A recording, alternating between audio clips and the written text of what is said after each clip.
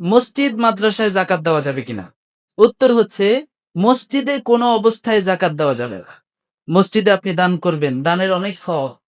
মসজিদে অনেক বেশি, বেশি দান করবেন। কিন্তু জাকাতের টাকা মসজিদে দেওয়া যাবে না। মসজিদে কোনোভাবে জাকাত দেওয়া বৈধ হবে না। ২ নম্বর হচ্ছে মাদ্রাসা।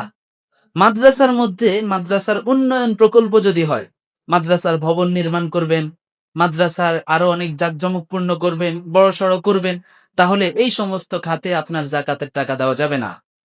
কিন্তু যদি মাদ্রাসার মধ্যে লিল্লা ফান্ড থাকে, বেশিরভাগ মাদ্রাসার মধ্যে লিল্লা ফান্ড আছে, গোরবা ফান্ড আছে, যেই ফান্ডগুলো থেকে শুধুমাত্র গরিবদেরকে সহযোগিতা করা হয়, যারা টাকা দিয়ে খেতে পারে না, মিসকিন, অসহায়, গরিব অথবা এতিম, এই ধরনের যে সমস্ত ছেলেগুলো আছে, ছাত্রগুলো আছে, ওদের টাকার ব্যবস্থা ওই ফান্ড থেকে করা হয় শুধুমাত্র গরিবদের জন্য।